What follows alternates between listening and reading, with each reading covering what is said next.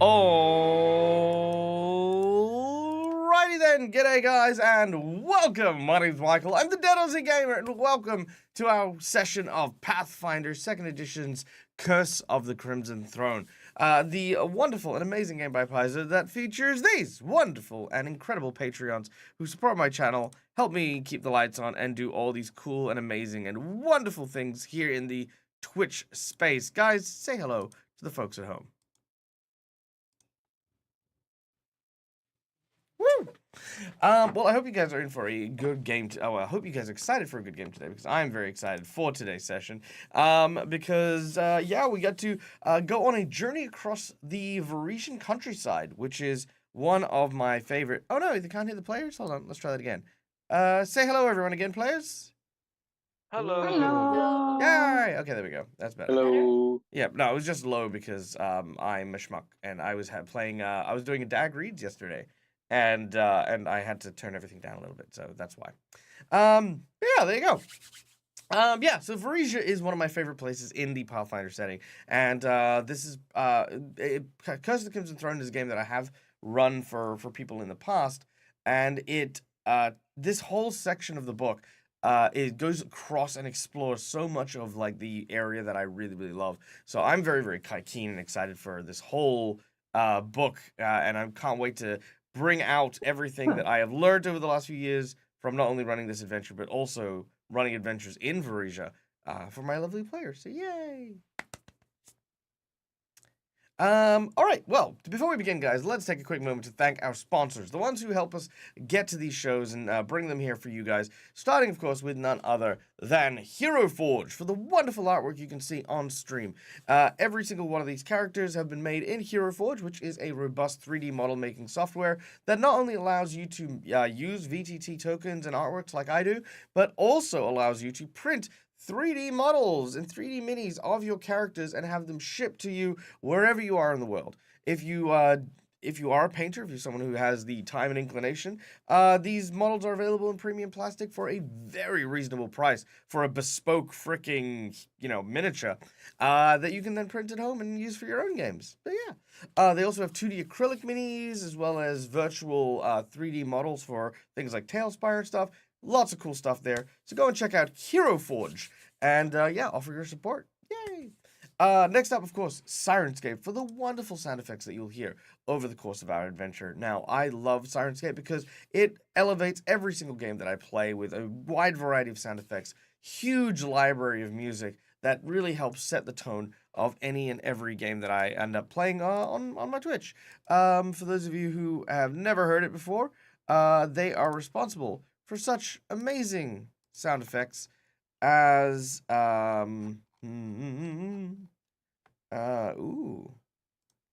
such as the sound of a earth elemental being summoned from the elemental plane of earth.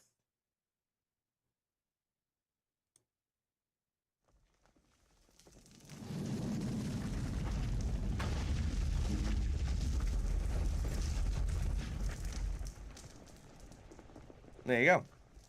Or, if you wish to, you can banish this elemental to the realm from whence it came.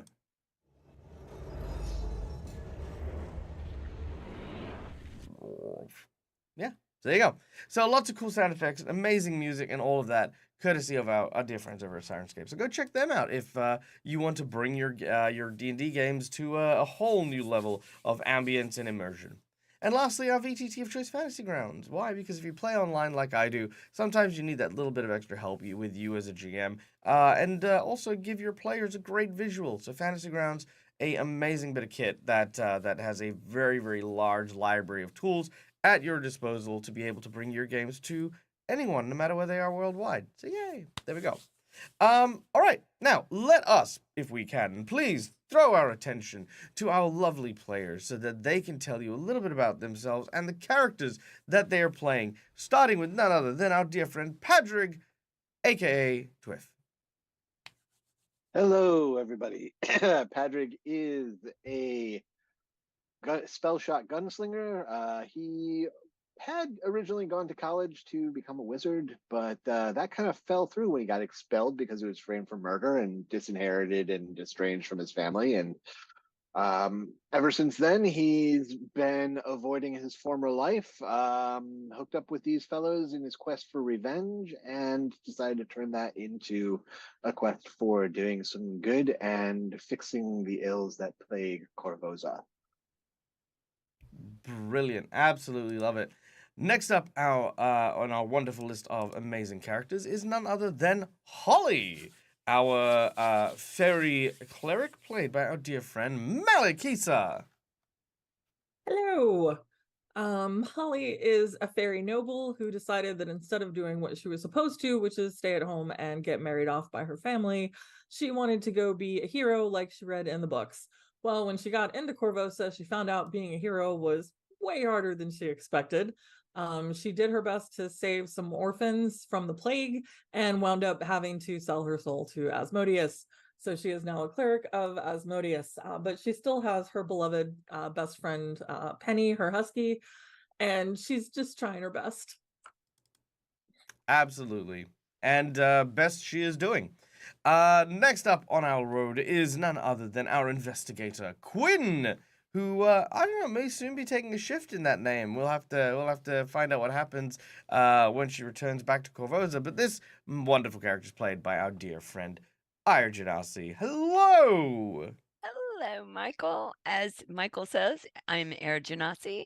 I play Quinn, who's an investigator by class as well as by trade, a native to the city of Korvosa, together with my comrades trying to unravel a plot by the evil queen. And we are in the bucolic Parisian countryside.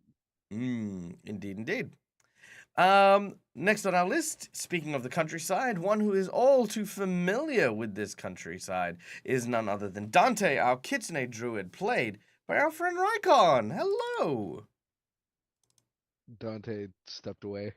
Dante stepped away. Don't worry about it. Dante is an amazing spellcaster who is currently on a sort of I say a revenge quest, but it's not really about revenge. It's about making sure there are no other victims to this trade of drugs that happen to be moving through the city and the countryside. Dante has been working tirelessly to ensure that the chaos that has been wrought since the fall of the previous emperor is slowly being brought downwards, and made sure that everyone is doing okay. Everyone is doing well. Next on our list is none other than our dear psychic friend Agnes, who is played by our amazing friend Laura Bones. Hello. Hello. Oh. Oh, there we go. Yes, Agnes, who's leaving the city now again, which she's only marginally happy about. Well, yeah, that's true. The Varisians do love traveling, and it has been such a long time since you've traveled these roads. There's definitely a nostalgia that's here. Scary things. There are scary things out here. There are, and you've left your daughter behind in the city, And there's scary things there too. as well as a potential date. Yep, lots of things were left behind for this adventure. Poor Agnes has sacrificed time and time again to try and keep the city safe, but only time will tell if those sacrifices were worth it in the end. And last, but certainly not least, playing the role of Mercutio, the champion, is none other than our dear friend Marcus, the DM. Yes, hello. I am playing Mercutio, the skeleton champion. He was born in the Crusader city of Canabras before one of the big wars against the undead, one of the Crusades, and he died. He got better, and a lot of stuff has happened since then, and my brain is too scattered to remember half of it. Very well. All right. Sorry, just adding a couple things here. Uh-oh. Boo, boo, boo, boo. There we go. Sweet. All right. Now, guys. All right. Can't keep freaking. You can't look, Schoolia. You can't donate to me and then freaking drop a sub bomb so that I lose your donation. Okay, here we go. There it is. Okay, guys. First of all, thank you so much to everyone who is joining us in chat. I see some new faces. I see some familiar faces. It is so good to see you all. Now, thank you again to Schoolia for the gifted sub to the members of the community. To Nemo, Dragons at Risk, Scouting Your Legion. Dioth Del Sol and Darling Creepshow, please enjoy your brand new and lovely subscription badges. Always an absolute wonder to, you know, have you guys here and be a part of the community. Enjoy your absolutely amazing emotes as well. First stream, hope you all have an amazing journey. Well, you know, Bex, thank you so much for joining us for your first stream. I hope you enjoy it. We are a very interactive chat, which we're just about to get to then before we start today's session. So, guys, as I just previously mentioned, there's one last person we'd like to thank whenever we come to these shows, and that is, of course, our audience members. Guys, you are amazing. You are incredible. Thank you so much for spending your time here with us on this channel. We like to invite you to join us behind the GM screen to help us be a part of this this massive game. First of all, just by watching the show and earning channel points, you can use a number of rewards in the channel point donations to influence the game. Things like insight bonuses for my players, magic bag drops, wandering monsters, wandering NPCs, divine intervention, a bunch of really cool things that you can do to change the flow of the game. But for those of you who are feeling a bit generous and want to help your good friend Dag out with obviously all the stuff that happens over the course of Christmas, then hey, consider donating to the channel and getting one of these rewards. For $5, you can award a player of your choice a red mark or me a purple mark. These are Jinx points and hero points. Hero points are used by the players to stave off death, petition the GM for nonsense that isn't in the game, or roll with advantage. Jinx points can be used to counteract hero points, make things difficult, or have the bad guys roll with advantage. For $10, I will draw from one of two decks. You get to pick which, either a deck of plot twists or a deck of heroic actions. Heroic actions go to a player of your choice, and they're kind of like a free power-up. They're like a little boosty, one-off power that character will get. The plot twists will twist the story in such a way that a plot twist will, you know, just kind of like lean towards like, oh, this now happens where something in the story is not black and white. And it's kind of like a cool, like, writing prompt as well. For $20, you can give a player of your choice or the GM a natural 20. Because why not? It's a nat 20. Have it. For $50, you can provide either a magic item to a player of your choice, and this can be either a homebrew item, an item that you've picked that is within the appropriate level. My group is level 9, so these are item levels up to, I want to say, 11? Yes. Or you can allow them to pick the item themselves. You could also use the $50 to boost an encounter, making a minion into a boss into a super boss, and a super boss into a, you know, TPK. And lastly, for the big $100 secret menu item. Now, this one is near and dear to me. Mostly because I have wanted this for the longest time. Okay? And that is a very special, let me just move this map out of the way real quick. There is a very, very special creature that I've been sitting on for a while. For those of you who have never seen this before, there is an urban legend among the countryside of Varesia, something that has been around for ages. No one knows it's real. No one believes in it. But for the $100 secret menu item, allow me to introduce to you the Sandpoint Devil. The Sandpoint Devil is like it's based kind of on the Jersey Devil, and it's everywhere. It's like kind of like one of those bedtime stories that you hear about. You know, like don't go into the wild after dark, or make sure you set up camp. The Jersey Devil, or the Sandpoint Devil will come and get you. Yeah, no, it did hurt. It did hurt, Christina. But yes. So if for the $100 secret menu item, the group will have a borderline supernatural encounter with none other than the one and only Sandpoint Devil. There you go. And this comes with a massive lead-in encounter as well. It's not just a, aha, it shows up, but there's multiple encounters that go into it as well. So there you go. Cool. So that is the secret menu item for the day. Now,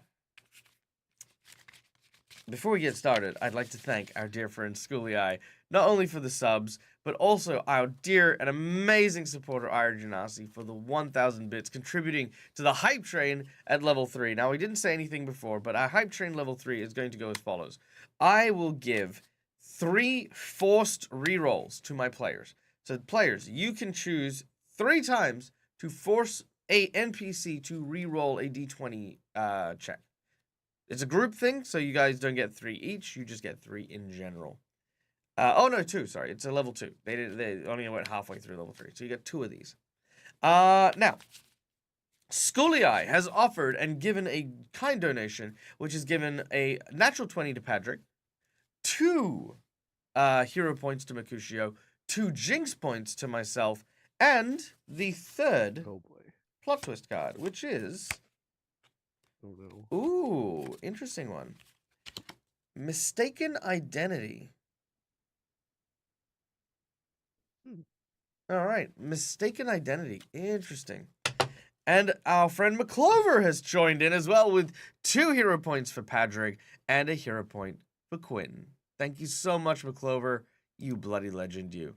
Also, I have a couple of things just to bring up in chat super quick. Firstly, to McClover, I hope that all of the preparations for your family's wedding are going super, super well. I hope that you are enjoying the festive seasons and things haven't been too hectic at home. All the love in the world, of course. And to our dear friend Tony, I hope that that the little one is safe, happy, and I cannot wait to hear the amazing news when they have arrived and get to join the Dag fam at some point or another. Yeah. So yeah, okay, sorry. It's end of year, I'm getting sappy. All right. What say we kill Marcus's character? Yay! Yay! Again? I was about to say What again. do you mean? What do you mean again? I haven't died in this game. Oh wait, yes, I have. I have died once. Well, I meant not the fact that I'm a skeleton, but I forgot that I did die technically during the golem fight. So I Yep. do have 1 death on this table, which means I am the holder of deaths in Sure. day games. I've outdied Neil. It's true. Actually, no, you haven't outdied Neil. Neil died that many times in 1 fight. That's a whole other story. We'll talk about that another day. That's in the impressive. But in the meantime, ladies and gentlemen, welcome once again to the countryside of Varisia. A large and sparse and free-reigning country where new fortunes are pioneered. Cities settled over the years line the coasts and the inner regions. But dangers and magics, monsters and mysteries still lurk behind every corner. Now, our story is a long and sordid one, but I bear with you, please heed these words, for they come with the weight of what my players are doing.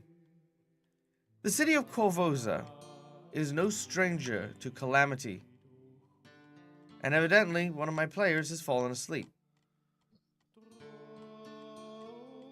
It was Ira Janasi, who has typed Z in chat like a million times. I didn't realize I was that boring. Actually, Sorry. it actually lagged the game a bit too. It did. Yeah. I had something leaning on it. I'm so sorry. It's fine. It's just very funny. I was just like, who fell asleep? Yeah. I was getting in there as well. All right. So anyway, Korvosa was a jewel in the southern reaches of Varisia, ruled by a benevolent emperor who had, for the most part, taken the people of Korvosa and shown them prosperity, kindness, and joy. However, at his passing, things were not so well. Accusations of murder plunged the city into chaos, followed by calamity after calamity, even with his wife, the queen Iliosa, taking over. Just saw the almost ruination of this once proud city. plague, the riots, the cessation of certain rights of the people of the city. Korvosa is nothing but a shell of what it once was. But the evil hand that was maneuvering and manipulating things to this effect was none other than the queen herself, manipulated by a crown made of the bones of a evil and powerful tyrant that once ruled over these lands and sky. In a bid to try and figure out a way to remove Queen Iliosa from this evil power, our heroes journey across the countryside up towards the Cinderlands. There they hope to speak with the tribe of the Shoanti warriors, those who had dealt with Kazavron, the tyrant, many years ago, and had learnt the rituals involved with dealing with such evil and ancient powers. But the Shoanti are not overly friends with people from Korvosa, believing they stole land and carved out its people. But in these desperate times, a group of heroes work together to try and at least give some semblance of hope back to this now tumultuous city. When last we left, our heroes were by a small tree, having slain a drake, a kind of a small dragon kind of creature about the size of a large dog, who had chased a very familiar friend of our group up a nearby tree, Badham, a purveyor of magic things.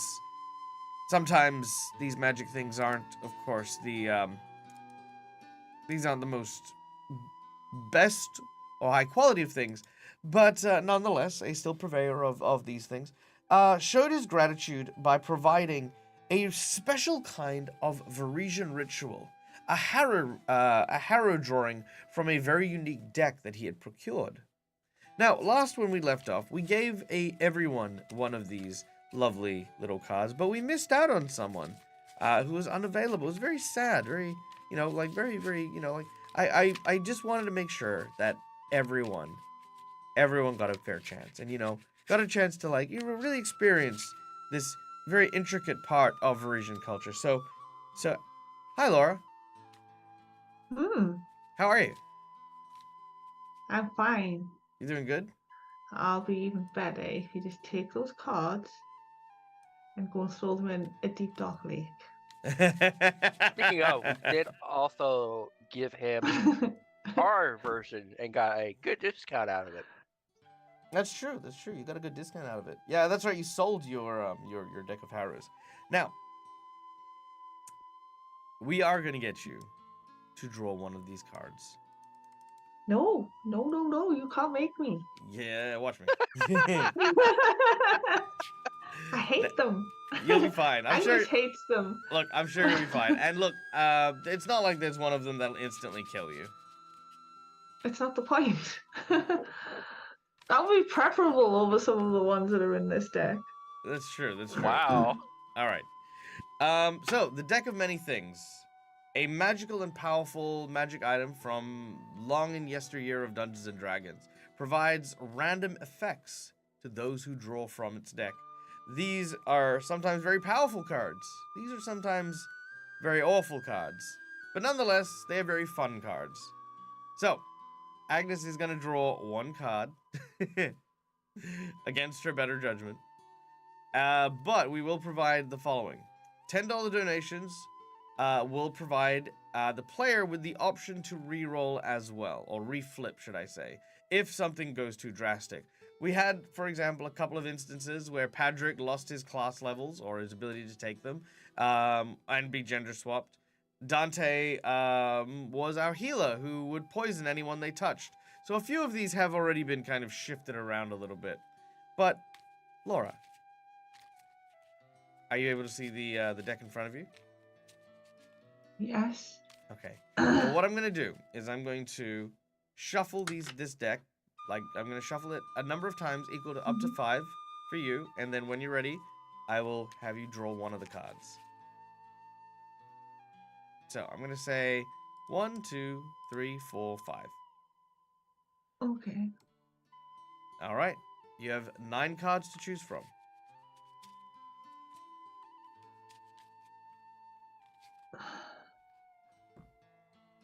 The Survivor.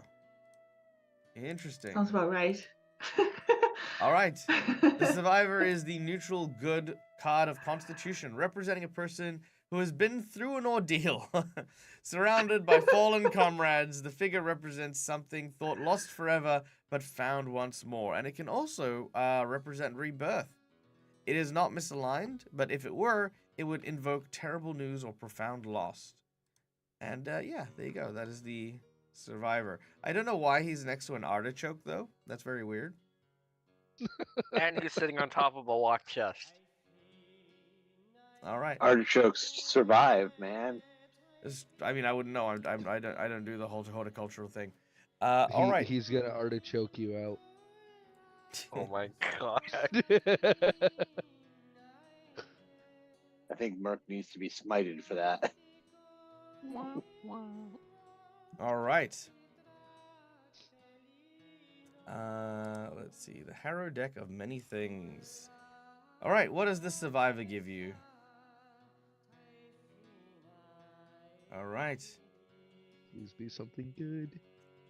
All right. You ready for this, Laura? Maybe. You bracing yourself?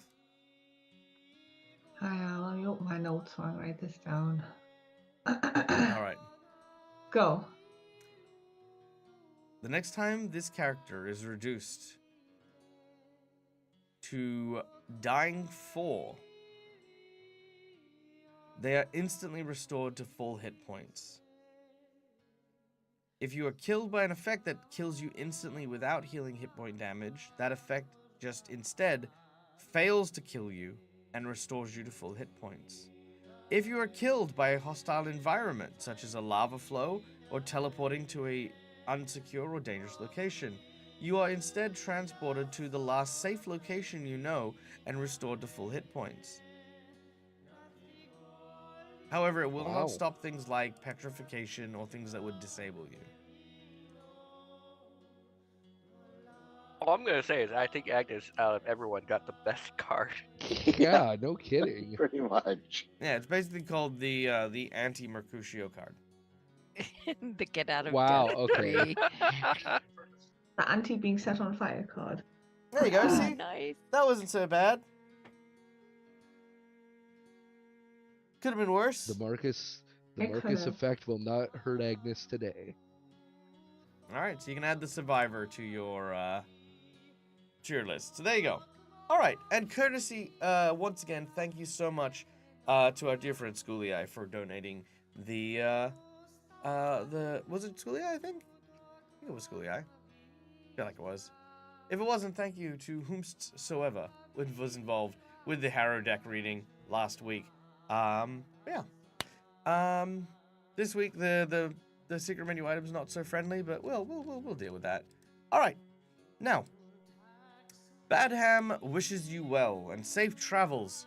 He thanks you again for aiding him against the dragon, and of course says that he hopes that in time you will call upon his services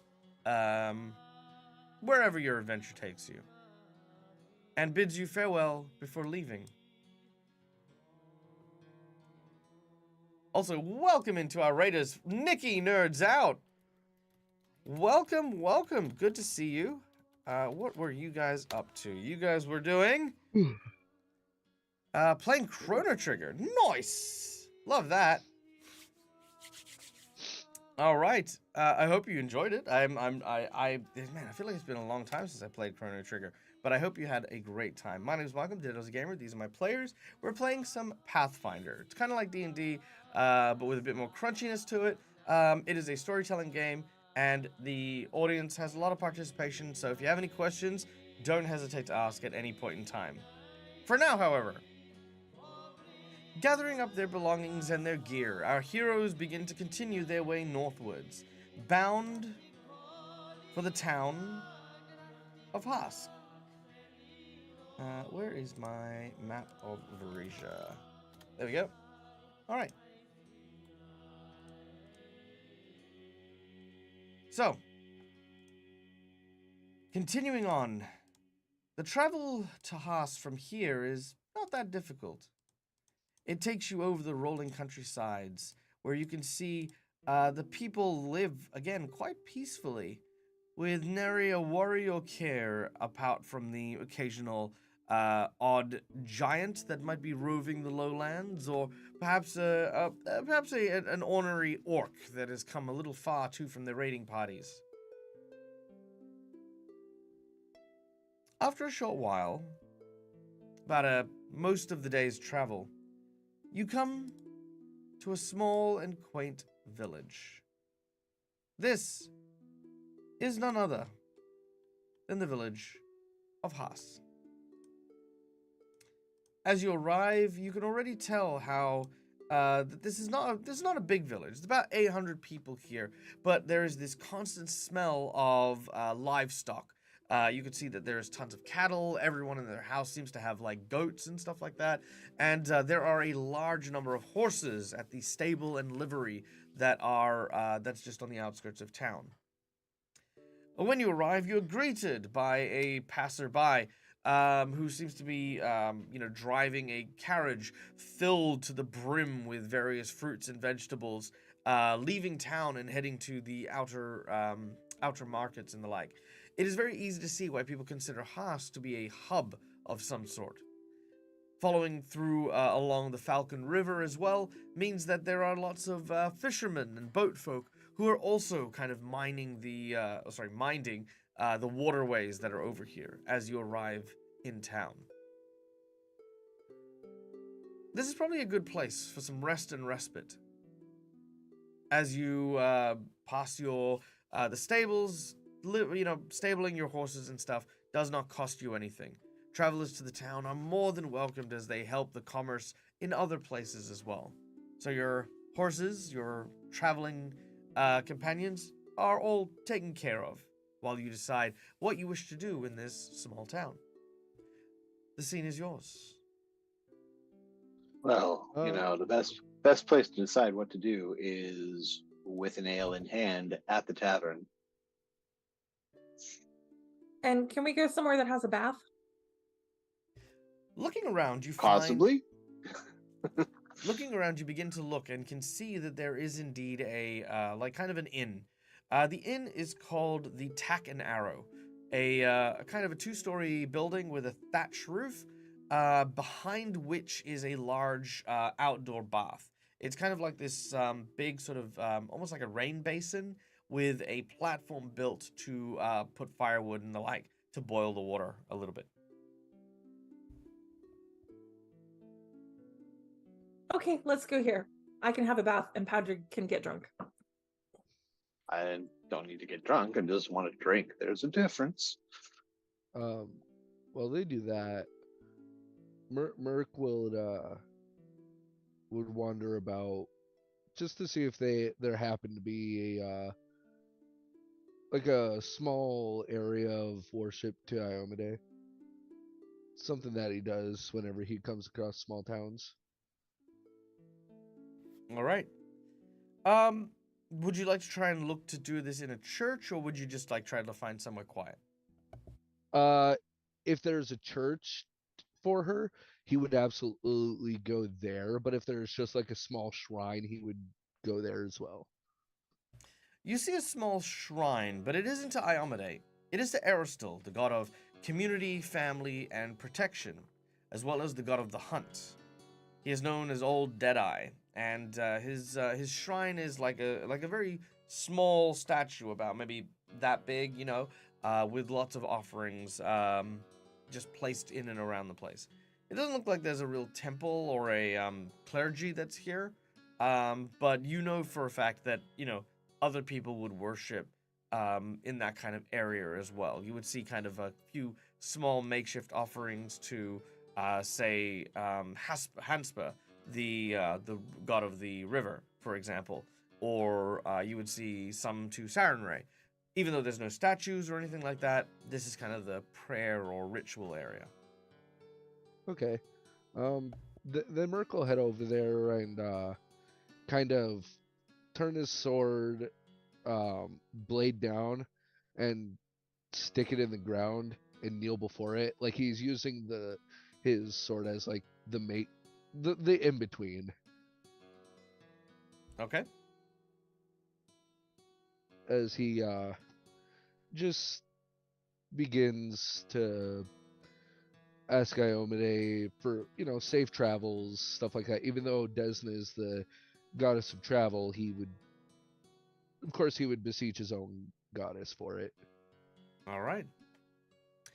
As you stick the sword in the ground and say your prayer, something happens. A hairline fracture appears in your blade. Also, fun fact, don't thrust your swords into the ground. But anyway. No, I'm joking. There's other things That's how happening you here. bet them. There's other things at play here. But yes, Mercutio, a hairline fracture does appear in your longsword. Well, that can't be anything but bad news.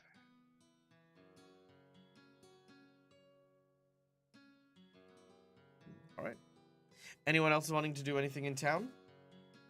Well, on our way here, while we were traveling in the back of the cart during the downtime, I know Padraig was finally having some time to take a look at some of the magical items that we had acquired along the way, and try and identify them. How successful was I in doing that?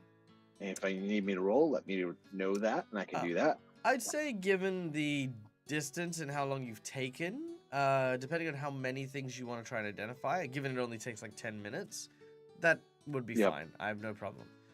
What are you identifying? Right. So I know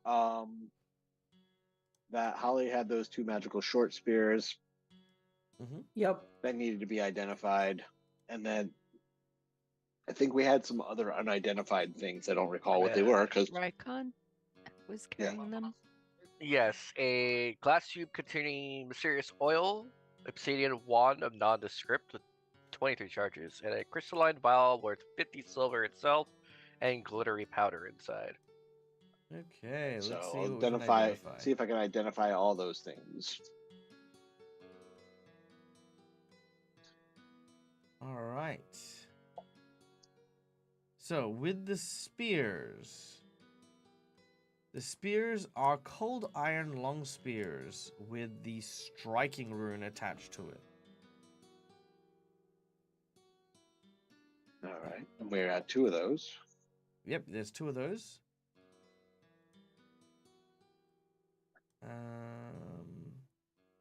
That is. You know what? Let's also throw in that that one of them has the returning feature. All right. Okay. What was the next thing on the list? Dante. It was well, there was the nondescript Obsidian wand. The obsidian. Yep. The obsidian Okay. wand. Is a wand of inflict wound or harm in this case. I think it is. Let me just double check. Go away.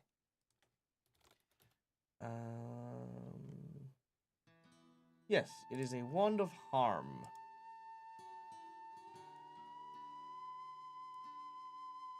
All right. And then we had those 2 vials. One of which has glittery powder inside, and the other is a mysterious oil. Okay, the glittery powder is a bomb. It is a bomb of fairy fire. When thrown at an invisible creature, it will illuminate them, whether by magic means or not. It is an expensive vial for that. Yep. Mm. And then the mysterious oil. The mystery oil was the dark oil? It is just listed as glass tube containing mysterious oil. Right. This is an oil of dark vision. Okay. When applied to the eyes, will So- provide dark vision to a person or persons for no less than 24 hours. How many applications? Well, traditionally it said 1, but let's give it the 6. I feel like, just, it's a good number. All right. Oh, so we'll discuss them. Along the travels. I think we will have discussed after I had identified everything. If anyone wants to keep any of these things, but if there's anything anyone does not want while I'm ordering at the tavern, I will be the cliche and ask the bartender if there's anyone in town who deals with the buying and selling of interesting items Sure. of the non-mundane sort. Talking around town, there are plenty of traders who have come and gone. He doesn't say anyone in town would ever really need that, but yes, there are plenty of people who travel, and I would say that you wouldn't have much trouble in finding people to procure this. All right. All right. So as far as the party is concerned, I think whoever might want that wand, speak up.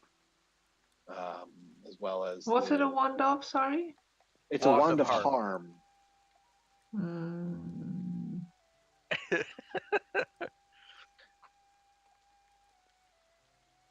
I Quinn, you would want say, the dark vision oil? Yes, please, poor benighted human here. Yes. yeah, I know the feeling. I get low light as well, but no, probably a good idea to get the 3 adamantine arrowheads made into crossbow bolts. We have 3 adamantine arrowheads just sitting in here, and I was like, would be a good idea to get them made into crossbow bolts since no one uses a bow. Oh, actually, can we make them into crossbow bolts with heal spells on them for Holly? Sure, I've got no problem with that. Yeah.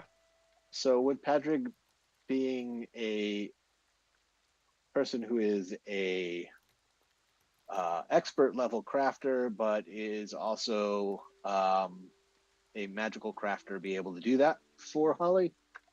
Sure. It'll Alright. take you the evening, and you will need No to problem. dedicate some time to it, but that is perfectly capable. I Now- got nothing better to do. Now the rain starts to drip down upon the roof, and you can kind of it's kind of like a reasonable rain. It's not like a heavy, massive downpour or anything. But the weather has sort of taken a bit of a turn. Taking some rest and respite is not a terrible idea, and the inn has plenty of room for you. During the let's say the end of the meal that you guys have. You're sitting around the table, some of you are repairing stuff, some of you are looking around, when... Quinn, can I get you to make me a perception check, please? Of course.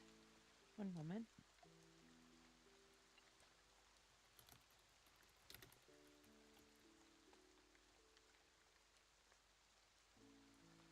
Did it not show up? I'll do it again.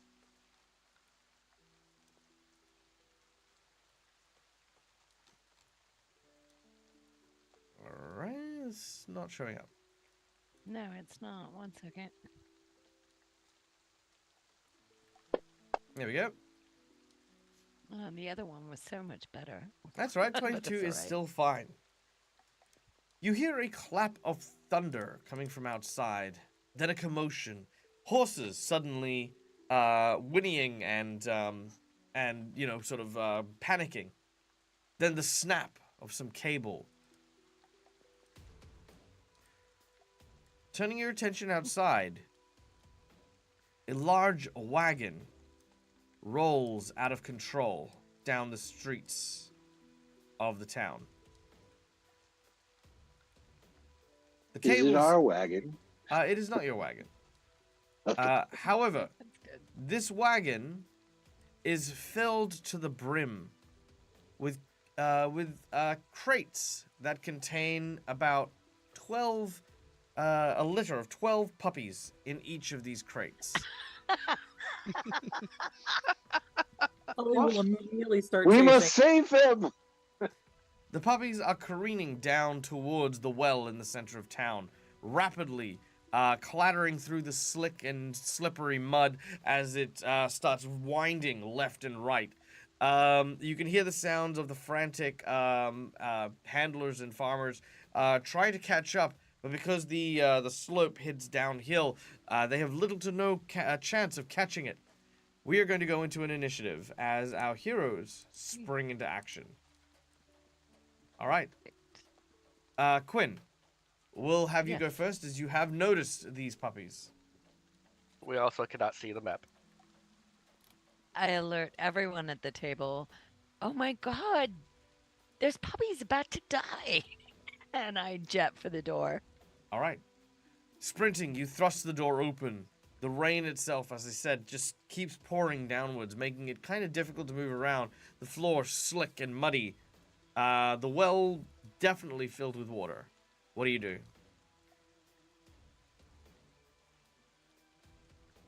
Do I see anything that could, like a log or a rock, like fairly sizable, anything to put in the path of the cart? Ooh, unfortunately not. In the middle of this town, like the way it is at the moment, everything, I mean, I'd probably say there's maybe a barrel, like for rainwater, right next to where the, where you are. But that would probably be about it. All right. So I grab Padraig and Dante by the hand, and I'm like, come on, we're going to try and just capture this thing as it's speeding along. Let's see if we can slow it down, dig our feet into the mud. Patrick, Dante, are you going to resist being pulled towards the Nope. Nope. Cart. Okay.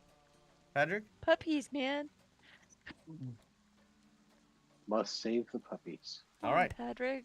So, I'm coming. there we go. Quinn, you pull them into the line of destruction. That's right. All right.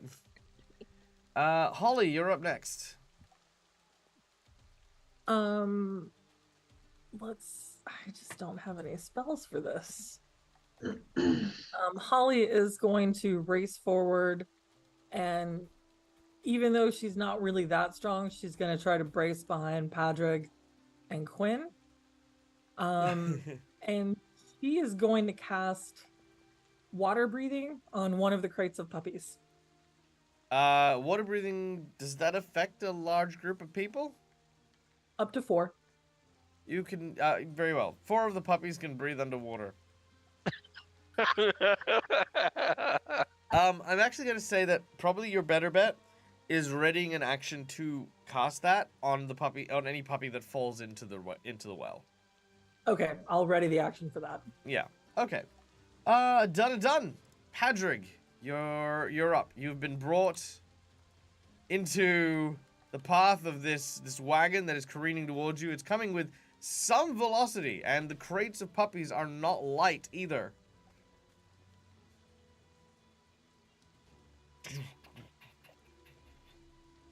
So I have something in my inventory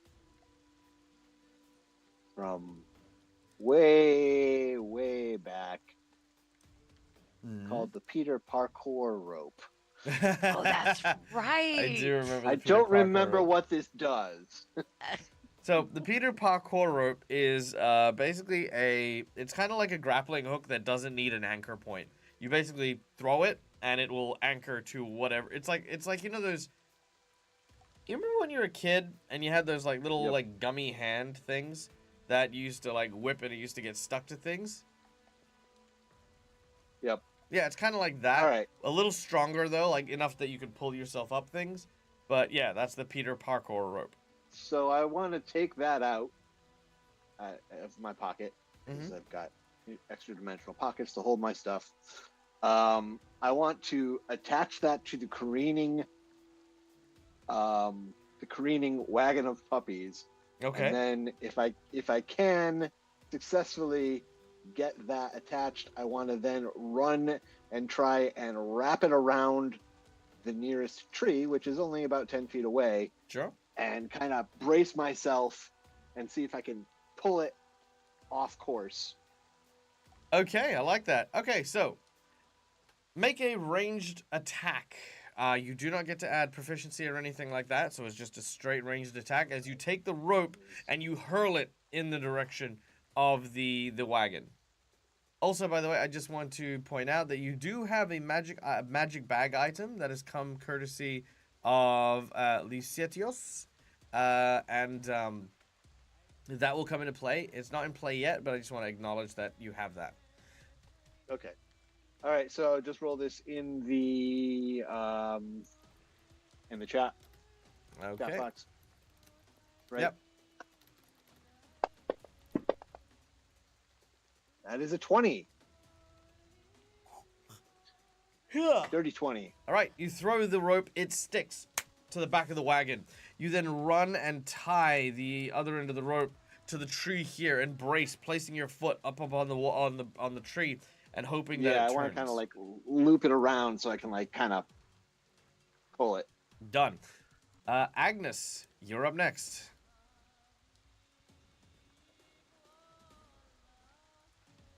Right. Oh.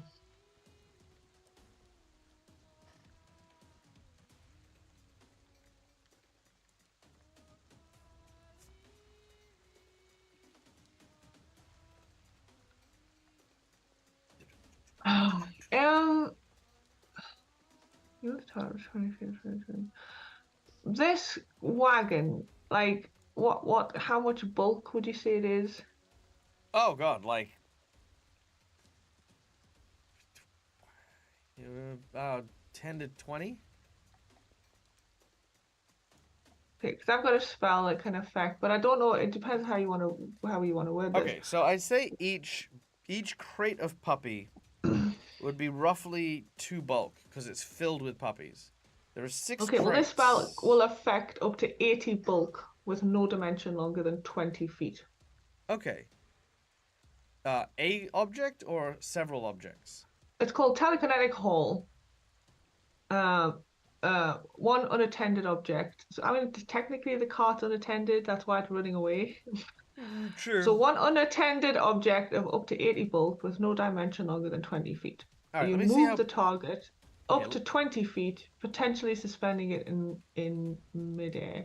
I really just kind of want to use the spell to assist Patrick in slowing this cart down. Sure. Like, if you know what I mean? Because you can move the target up to 20 feet. So even if I can push it off its current trajectory, do you know what I mean? For it to fetch up in a bush or something instead.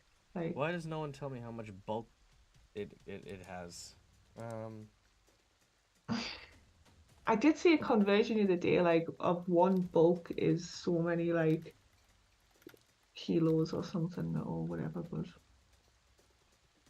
I realized quickly here we that go. 80 bulk was a lot, but A wagon is generally up to 30 bulk on its own. okay. So I can do up to 80 bulk, so yeah. So yeah, if you do up to 80 bulk, oh no, sorry, my apologies. It can hold. So sort of, It can hold up to 30 bulk. ah. But that doesn't tell me how much bulk a wagon is. How much is a bulk? Can't believe I have to do this conversion. Okay, one bulk is roughly 5 to 10 pound. So... Or alternatively, does it look like there's a handbrake on this truck? Because I can just haul on that instead. Oh, what is that? Yeah.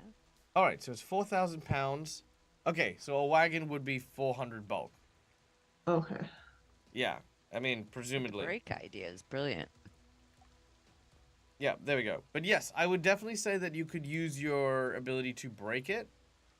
Yeah, Yeah, it's just a spell called telekinetic hold, basically. Yeah, It's yeah. fifth level. So here's Just what if I it would say. has a break, I'd like to try and yank on it as hard as I can, just to try and aid Patrick in his, Yeah, no, I see what you're saying. There is no break. However, I would say, would you mind if I seized control of the cinematic here? No, go for it. Okay. As the wagon is careening downwards, Patrick, having whipped and stuck the parkour rope around the tree, you can kind of see, Agnes, that the idea is to get it to turn. There are no brakes as it is a horse-drawn wagon, and as it's moving through, you realize that both wheels are spinning so rapidly that it could easily, again, also break the rope or pull Patrick away from the tree. Looking nearby, you find one of those rain barrels, and you move it using your telekinetic haul into the path of the wagon. It gets crushed under the wheel of the right-hand side of the wagon. No, left-hand side of the wagon. And as it does so, slows that wheel's momentum just enough to help start turning it already to the left where Patrick's pulling it. Is that kind of the goal? Yeah. Sweet. I'm gonna say that you can do that automatically. You're using quite a powerful spell for it. There's no need for a check. So yes, Patrick, you will gain advantage on any roll I ask you in regards to turning this wagon from one side to the other. All right, Dante, you're up.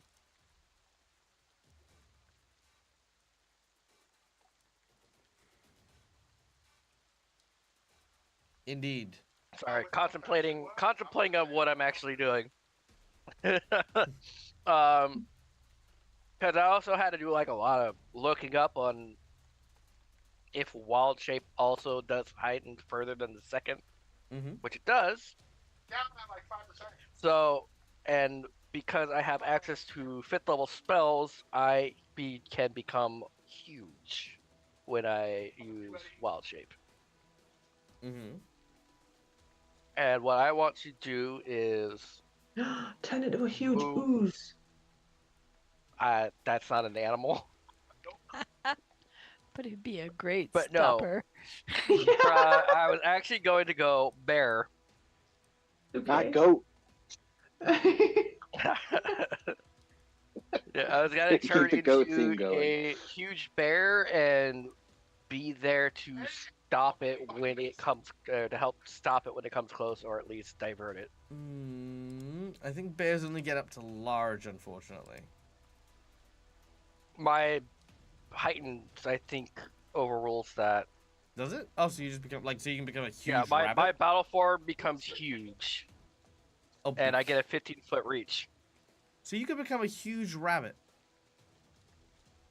Give Give me a look at this. Give me a look at this. Hold on a freaking second. It's animal form. Yeah. Okay, At let's have a 5th look. level heightened, your battle form is huge, and you have attacks of 15-foot reach. What? I have to have the space to turn into it, though. Hold on. Let's take a look here. Where is it? Animal. You turn into a huge rabbit for a battle and whack. Where is the spell? I got wild morph. I got wild shape. It's your wild shape, isn't it? Yeah, No? it's the wild shape, but it uses the animal form stuff. Okay, let's pull up animal form. Where is it? Spells. Animal. I posted it in the thing. All right, here we go. Animal form. Boom. Okay, you call upon the primal transport. Yada yada yada. You can decide on the specific type of animal, but this has no effect on the form, size, or statistic. While you're in this form, you gain the animal trait. You can dismiss it. Yada yada yada. So yeah, okay. So it gives you flat stats, for example. Okay. Heightened. Yeah, it just gives me the flat stats. Your battle form is large. Your battle form is huge. Yeah, because you have basic stats, you could potentially be a huge rabbit. I Okay. need a thing that can actually use its hands, so it was either bear or ape. Done. All right, cool. You transform into a huge bear. And there is nothing I can say or do about that. What type of bear, do you know? Huge ape would be like, you could go I'd King go Kong, with a grizzly bear. grizzly bear? All right.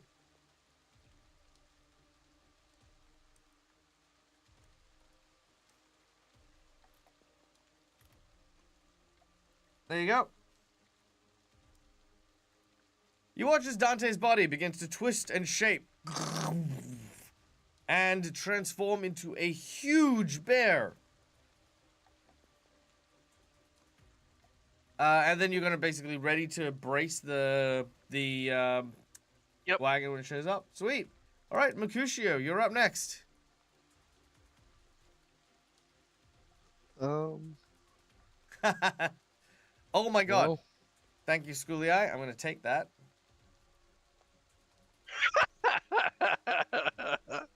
what? Fine, don't worry about it. Oh, you dastardly dag. I know what Right. you're planning. I saw it too. So, yeah. So This is why it's a Merc- chat interactive game. Merc will run up past Holly and Quinn. So I think with 25 feet, I should be able to get there. Mm-hmm. And will, if the cart manages to get past Dante, he's going, or even if Dante manages to grab it, he's going to also grab at the wheels and lock himself into place. Okay. And he will try to call upon Iomade and grow large or grow huge within large. All right. So you're readying to do that, or no? Okay, so when you ready, so you're readying. Okay, to so enlarge. Merc's going to enlarge and then ready himself to help grab the cart. Well, don't forget you still have to move as well, right? You've only got 3 Yes. actions. So Yes. move, enlarge, Move, and that'll be and your 3 ready. actions. Oh yeah, enlarge is 2. And even readying is 2. So you can go there and ready to brace the thing, but that'll be it. Yeah, I'll do that.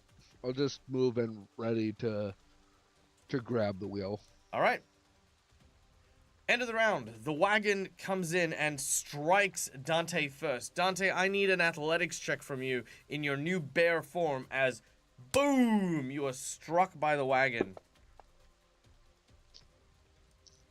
Wow. Yeah, it gives me a +20 to death. But that is still athletics. but that is actually not enough, to be honest. I will use a hero point then. I've got 2 of them. All right, let me just let me just set the DC Quinn here. watches in horror as it plows through the bear, and she thinks my Maginot line has just become a Maginot E. I'm That is stuck true. here. All right, go again.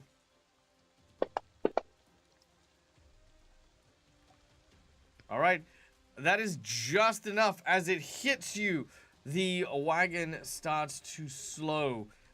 It pulls you backwards, and both Mercutio and Quinn and Holly have the back of this furry butt that is slowly sliding them towards the well.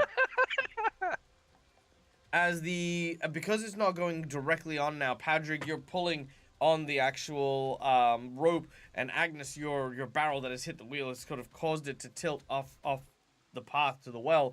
The wagon starts to slow, and eventually does so. You hear the sounds of puppies barking. Hold on, wait 1 second. Can I find puppies barking? You probably can. 1 moment.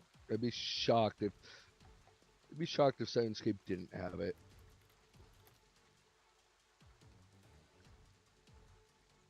Here we go. Here we go.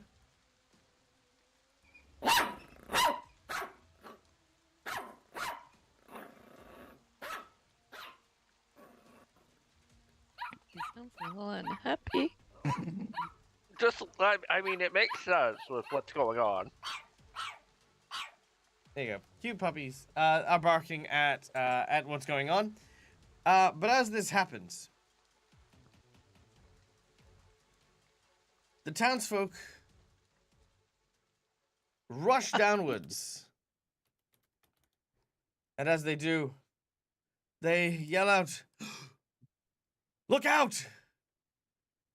It's Muldoon! The great bear of the East! He's broken in and he's trying to eat the puppies!" No. As a That's case not of mistaken identity, thanks to our plot twist, every single person in this town now wholeheartedly believes that Dante, in the bear form, is none other than the reincarnation of an evil bear that once hounded the town of Haas. Now, this bear was just a starved bear who had come down from the mountains, but ate a bunch of livestock and threw their town into near ruin.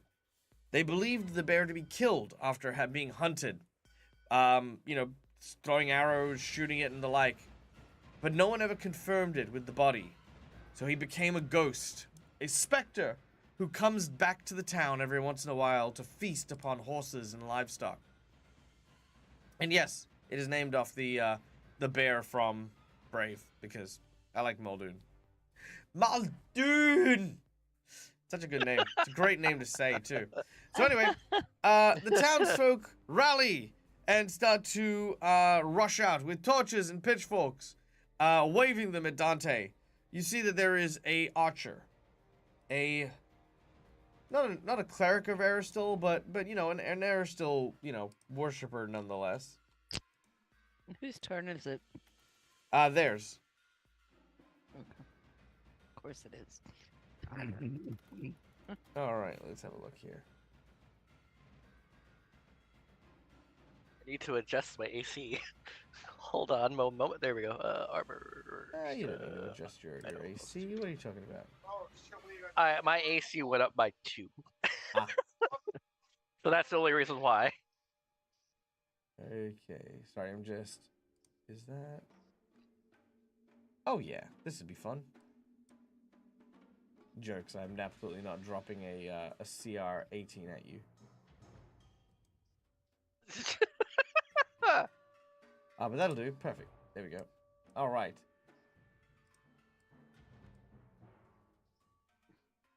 Okay, so this dude is an archer. Again, just bear with me while I... An archer of the highest order.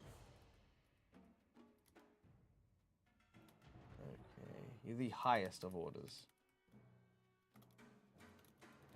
All right, there it is. That's that. Sweet. Okay, so this is, of course, the Aristil Archer.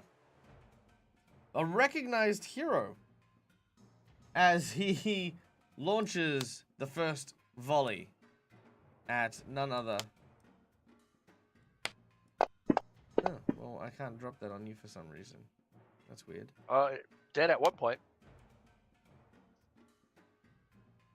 Let me try it this way then. Try it. Yeah, I'd say try it on the. Yeah, there we go. All right, Dante. The arrow flies and hits you, dealing only 2 damage as it is absorbed by your temporary hit points. Ow. Second attack comes through. Oh, which is a critical miss. But I'm going to use my one of my jinx points here and re-roll that. Thank you to the lovely chat for the jinx point. All right. And a second hit from the arrow for 31 damage. Okay, can I petition the GM for some hero point shenanigans? Of course you may. But first, just as the description, the arrows that fly back are launched by this archer, who is telling you all to get back, get away from the creature. I'll drive it off. Like, he's basically very much like you get the mode that he's trying to save you from Dante. All right, what is our hero point shenanigan? I would like to Captain America throw my shield at the arrow to Ooh. block it away. Okay. Yep. I'll accept that. With your hero point, let's say that we need to make a let's go with a ranged attack. No do I want to give you? Okay, so hold on. Sorry, I just need to set the DC here real quick.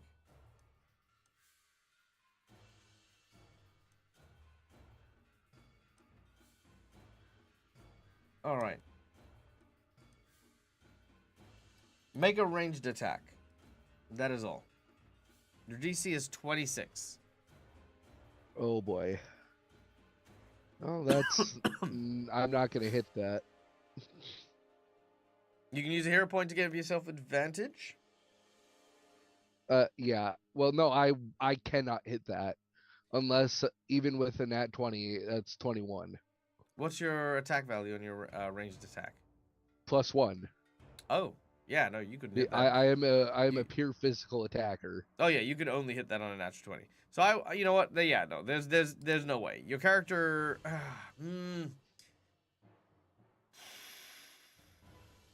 I mean, I'm down to hero No, point you know to what? roll No, at no, no, no, advantage. it's fine. Let's do the hero point. I will allow you to block one of the attacks. There you go. I'll allow you to block one of the attacks, which means you'll block the 29 points of damage. So Dante, you've only taken 2 damage. There you go. Only because I'm feeling generous. Woo. Okay. This is why we love you. Okay. The archer is confused. He thinks maybe you've like missed, like you were trying to throw to hit the bear and you just missed and hit the arrow. So he doesn't think much of it. But that is what he does when he jumps out. A lot of people, again, like I said, come out with their torches, their pitchforks. They're not really approaching yet. It's still kind of nerve-wracking. But the archer is definitely on point here. As we go to Quinn.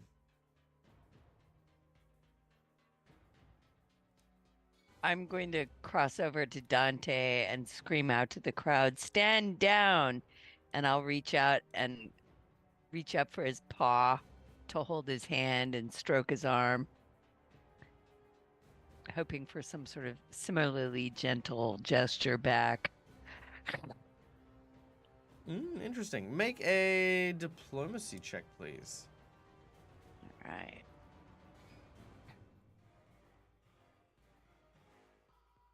Do. Come on, don't fail me. 26, do it? 26 is exactly what you need. It would be awful if someone used a jinx point on you.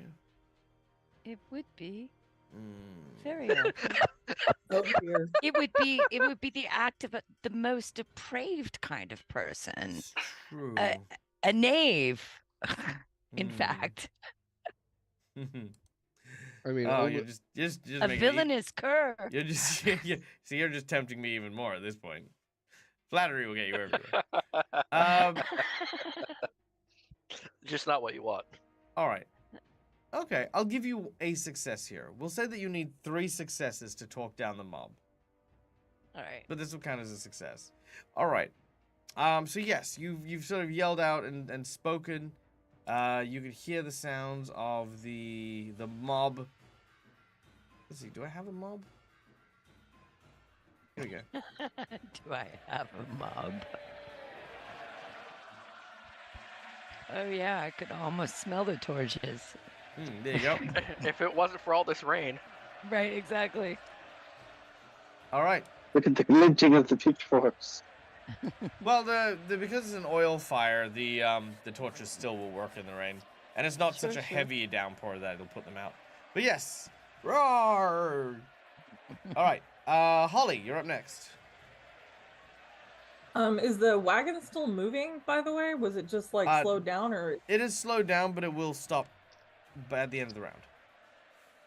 Okay, is it like dangerous moving, or? No. Okay. Dante will have a hold of it, but he's stuck like this until it's done, over with. Yep. Holly is going to fly over to the wagon and grab a crate of puppies and get a puppy out of the crate and hold it in front of Dante and say, "No, look, he's a druid. He's a good guy. He likes animals. I promise."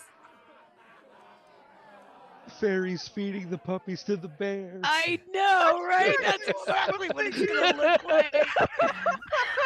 I'm assuming Dante is not going to eat the And puppy. now they're gonna kill the fairy too. Dante, your natural earth sign instincts suddenly kick in, and your eyes go to like these big black rings as you're like.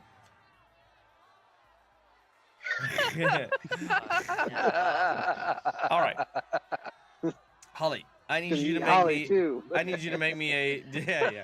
I need you to make me a deception. Deception. A diplomacy check. Diplomacy, okay. Wow, I'm going to hero point that. It'd be a real dick move for me to cancel that. It would be a real dick move. But you wouldn't because you're such an amazing GM. Oh, bad move. Yeah, I'm gonna cancel that one. Jinx point. Boom. Wow. Oh, all right. There's a divine intervention. Aye! Yeah. Dang it, Rykon. You're next. I'm coming for you. Alright, go on. Oh my god, seriously? Alright. That is still a failure. Okay. So, as you go to do so, it's not that. So I'd like to point out that there will be a limitation of 1 divine intervention per check very, very soon. Go on, have another roll.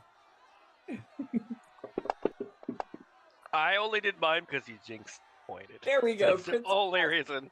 That's true. That's true. Also, yes, it's you know, like when my players start to stack on, that's when I'm like, But yes, with your divine intervention, rolling a 37, that is a critical success, which means that they do realize. I mean, as the bear is holding the puppies, you've thrown them into a state of confusion instead of anger. So 1 more success, and they will likely relent. Padrig, you're up. All right. So they'll go from being angry to hubbub. Is there hubbub as a sound effect? I think there is. Hubbub. Oh yeah, here we go. General hubbub. There you go. Very good. That's really what it's called too. Yeah. So, Padrig's track record in addressing crowds is less than stellar. Mm-hmm. So Looks at the very he's first gonna encounter with one. he's going to focus more on stopping the wagon with the makeshift pulley he's set up. Okay. The wagon definitely has come to the stop, but you, knowing that the Peter Parkour wand will stick to where it is, you're pretty solid. You're pretty good. Okay. So I will,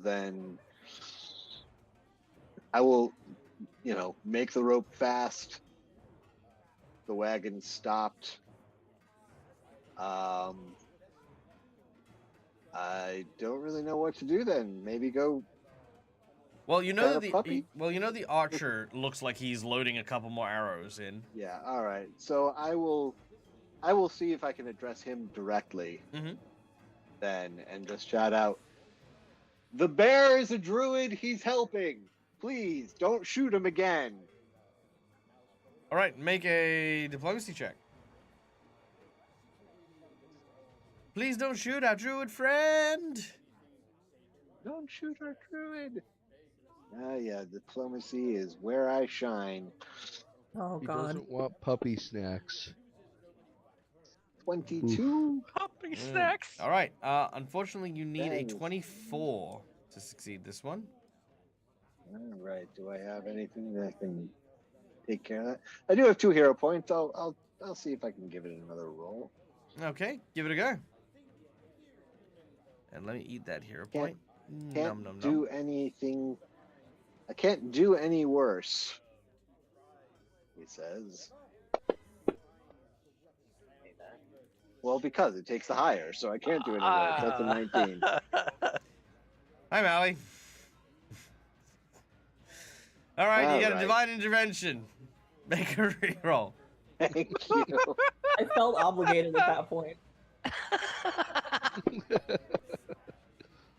And there's a 13 again. Well, you know, Okay, hey, cool. like I said, It just wasn't meant to be. Cool. this Fire, is Laura, where you I jumping in on shine. this as well? Yeah, I see you guys. All right. So, Right, As- if it's my turn, when it's my turn, yeah. Well, I don't know if we're still no, I in, meant to in th- initiative no, order. I just meant to throw in channel points to get the reroll. All right. Oh, So, the archer does not heed your words. He says more along the lines of like, no, that is most certainly the evil bear Muldoon. I recognize him, and you'd never forget a face like that. Stand aside. Damn, Dante, I think I- he just called you ugly. Oh, I'm if still I've standing in got- front of it too, though. So Yeah, and if I've got more movement, I will then just stand in his line of fire. All right, Get over there. you do so. He Just so you ignores. know, that's gonna be a really hard to do. Yeah, he's a huge bear. He just shoots over your head, well, but how he come and he ignores gets you. to have another go before I I- gotta go? I would like Because- to ask if I could use a party thing so he can't crit. A party thing? Oh yeah, sure. So the reason being is he joined initiative at the end, but he still had an event action at the end of the round. Oh, okay. Yeah. So yes, party. Are we happy with using the forced reroll that we got from yeah, Hype Train? we don't Yep. we don't want him to crit. All right. Very well. We don't need a dead Dante today. Don't kill our healer. All right. A regular hit. As Dante, you will take 18 it's damage. always be to the house. Second attack. Haha, funny number.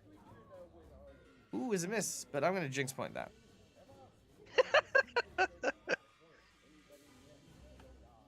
I mean, I might crit fumble, but you know, I can do better than 4, I think. Oh, there it is, crit fumble. All right, Womp womp. womp Nice. womp. Number Okay. 4. Very well. Actually, no, it's because it's a roll with advantage. It's the other one, so yeah, I don't have to keep the fumble unless you know. No, it's fine. All right. Can I hero point require you to take the football? You know what? Sure. I am not against that. Do you want to? No, I was Yeah. just feeling spiteful. I'll know, do it. I know. I figured as much. I was like, just in case you were actually serious about that. I was like, oh, you know, yeah, okay. All right, and the last one is a hit. For 25 damage. Ooh. So was he supposed to get plus 21 on that last roll? Oh, no. Hold on.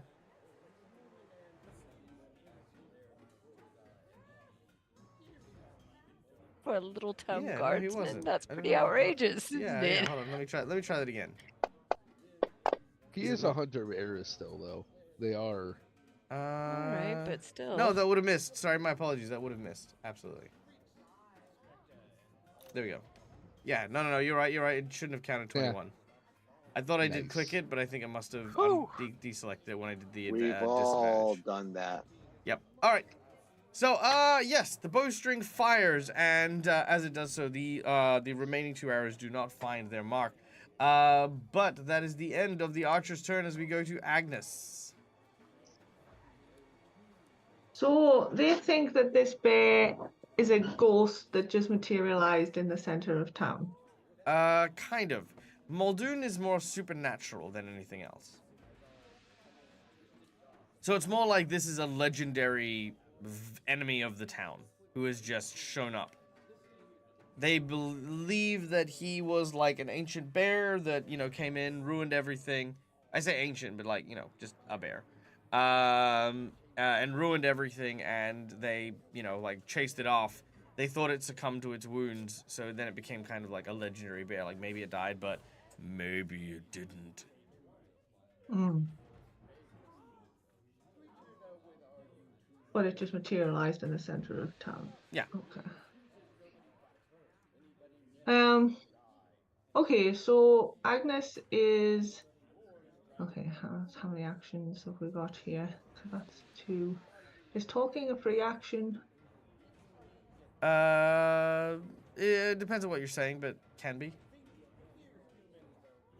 Okay, because basically I would like to heal Dante, but what I'd like to do is like walk over. I only need to be within 30 feet of him anyway, but I'd kind of like to be able to touch Dante as well, really. So kind of like walk over and touch Dante, and as I'm walking over, just be like, look, really, honestly, he's our friend and he's a druid. Look, if he was some big evil beastie, would he be able to take this good healing magic here? Look, and she'll like heal like Dante with healing magic. Doing something that heals. Yeah, I'm Sure. just gonna use soothe basically. I Yep. just think that like if he can like succumb to good healing magic, then Well, he's yeah, not but pretty that's fair. not a precedent though. Like you have to use Good heal heal on up like there. evil people. Do you know what I mean? Like you don't cast harm spell on like say the queen in order to heal her. You know, it's only undead that have that kind of problem. Yep. But you could the same thing applies if you say it's not a ghost, it's real. Yeah, that's what I'm trying to say. Like Right, it's right, not yeah. something come back from the dead. Look, Oh yeah, it's like it right, can right. be healed with like magic, same as, you know, any other. Sure. All right, make a diplomacy Yeah. check after your heal. Okay. That was a lot bigger heal than that was needed, but hey. I wasn't too sure how much you'd taken.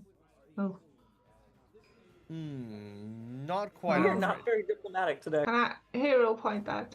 I know. I've got like a Got plus 3 of 14, but damn it. You can, and it would be an awful shame. Oh, No, it's fine. You can have that one. All right. As you talk down the group, the crowd begins to calm and soften. Still very nervous, they all wait with bated breath to see what Dante does on their turn. Well, Dante is still in the process of stopping the cart, and you said it was at the end of the round. It's true. So what are you doing?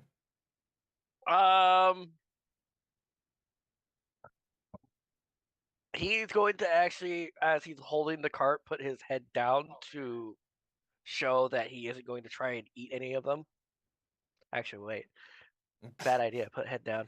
I was like, wait a second. Can you not reverse your wild shape? I can, but then we would lose Then the the momentum cart. we had. Yeah. Oh, I thought it was stopped. well, I'm saying if No, it's your at the end bulk, of my if it's turn. just if it's your bulk that's just stopping it, you can like, you know, just hang your head or something yeah. and just You know adopt what? a like I'm submissive gonna do- position or something. Yeah, I'm gonna do Sit the down. bear thing and turn around and just sit down All right. in front of the cart. So I don't know if you've ever tried to turn around while you've had a force pushing on you, but I will need an acrobatics check from you.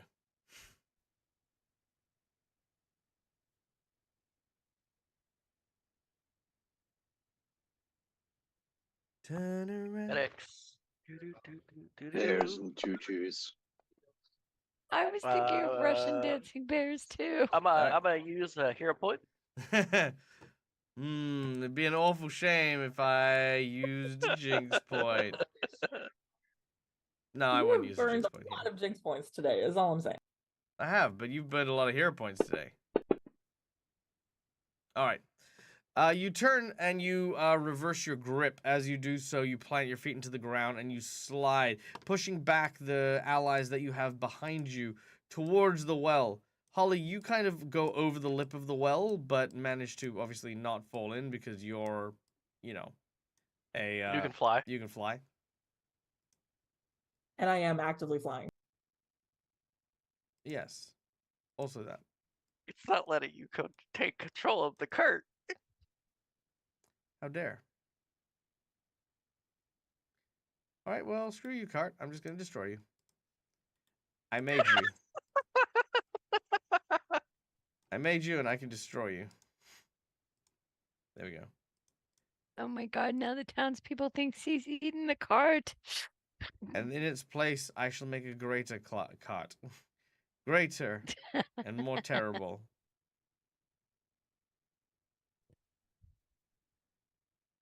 An orange cart for the people. There we go. That is more terrible. You were not lying. Boom. There it is. Okay. So, you do manage to bring the cart to a halt. The crowd seems to murmur and stop, but for the most part, they realize that maybe you're not a threat. Now, I have a question for Dante. I'm going to set the mood music Yes. here for you. Ready? You ready, Dante? Okay. Here we go. Now, Dante, you have been in the countryside for a long time. Years, in fact. Most of your life, correct? Yeah. Okay. And during that time, you would have 100%, lived off the wilds and lived where you could and in any means you could manage, especially while living with the surrounding towns and villages, much like you did in Korvosa.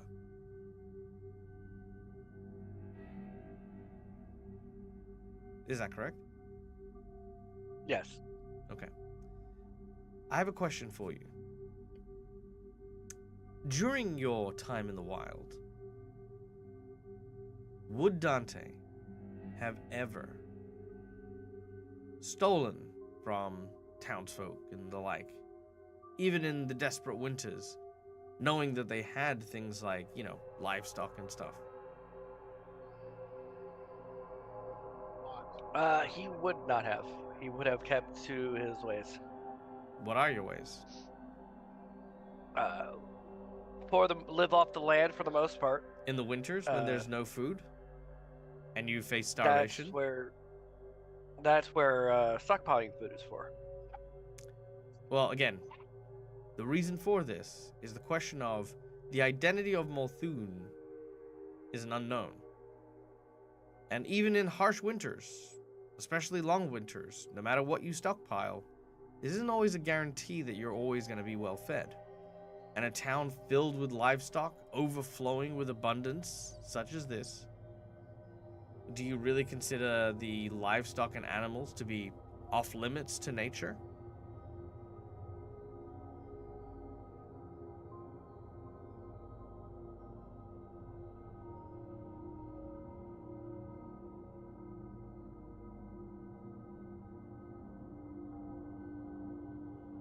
I feel like either there's a conundrum or he's muted himself and hasn't said anything. I'm thinking. I mean, you are a fox. Who can shapeshift? What's to say you weren't hungry one day and, as a bear, came to this town many, many years ago, stole a goat or two, and were driven out of this town, which is why you live in the wild? What if the true identity of Multhune, albeit not necessarily as big as he is right now, but what if the true identity was in fact Dante, all those years ago? The bigger problem with that is I don't even have access to do that until. Well, here's the question: is this the story beat? Is this the story you want? Because as a player, I'm not gonna kind of like insert stories where you don't want them. But if you want to go this way, Yeah, we can play around with this. Don't worry about the mechanics. Let me worry about the mechanics.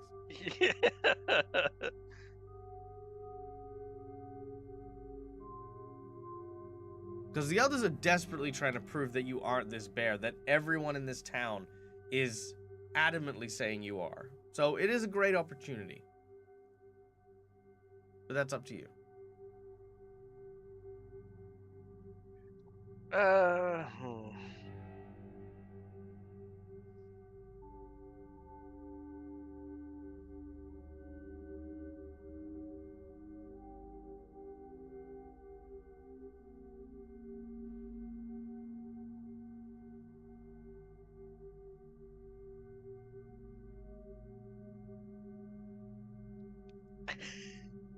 I'd like to still state that he would stick with it With of not stealing.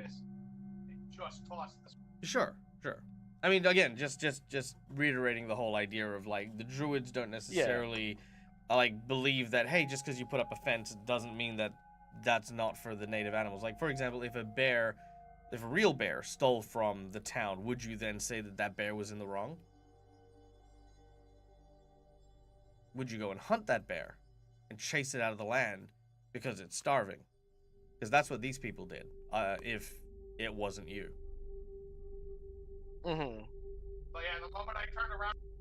So, if that's the case, so you don't want to have the backstory be towards you having been that bear in your younger days. That's fine. We've got a different story. All right. So,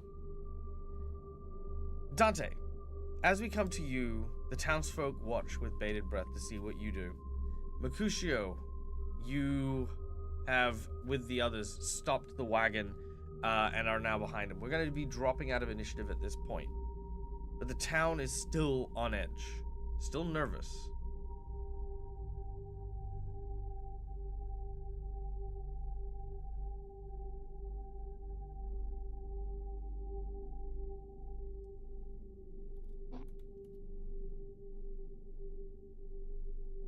Also, this is mostly your scene, Dante, so you got to take the lead on it, mate. Ah. Okay. You can't wait for someone else to talk about this. Yeah.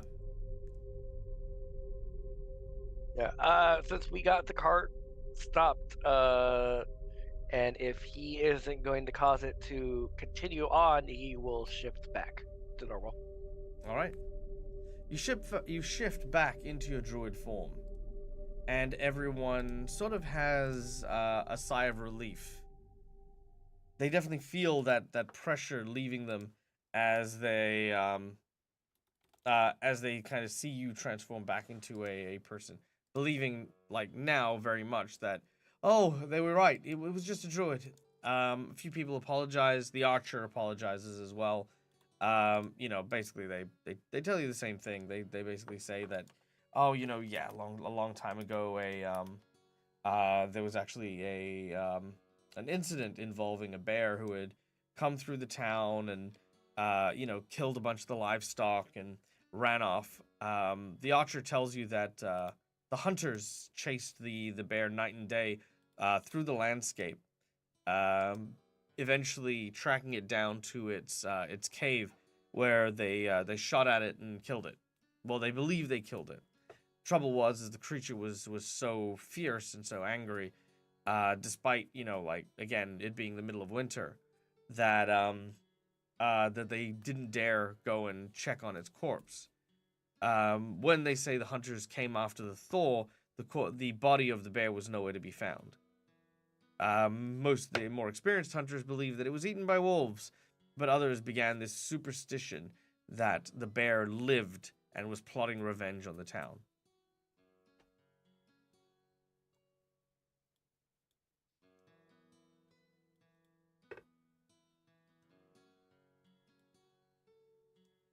That is the story he regales you with. Sorry, I got super distracted on what you were doing on the screen.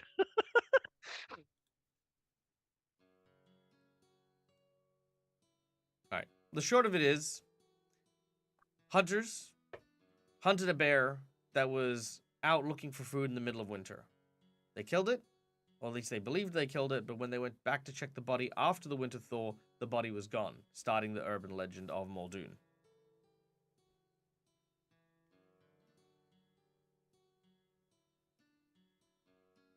Would I have managed to somehow have heard of this one?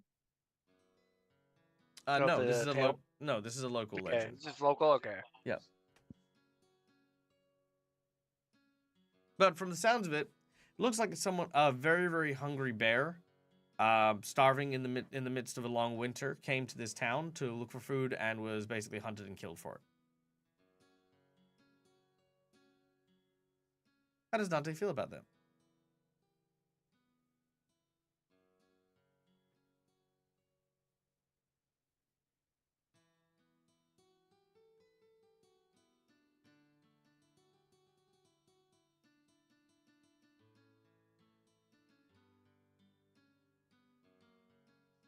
Also, if it helps, just in general, when you are contemplating something that deeply, it helps to start by repeating the question that was asked, and then, you know, like using that as a lead into what the idea happens to be. Mm-hmm. So, like, what does Dante think about the bear, the story of Muldoon? And then starting with, the story of Muldoon affects Dante, like, and then, you know, usually that's a good lead in.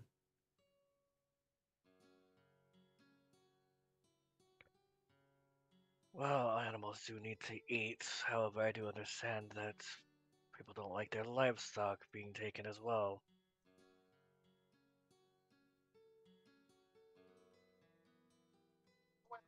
I just How hope long that ago? they suffer.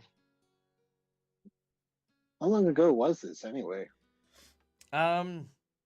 They say about 5-6 years now.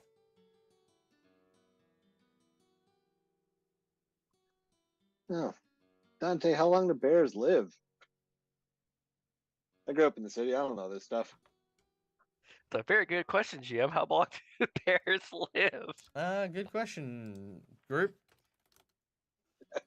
To the Google. To the Google.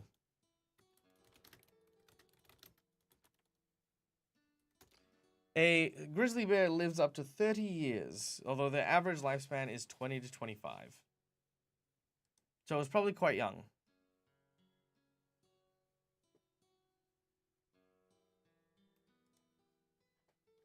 Let It's the group know recent about enough this. that it's recent enough then that the bear wouldn't have just died even if it had survived. Oh, yeah. Okay. Oh, that's a hell of a story. I think we know it wasn't you, Dante.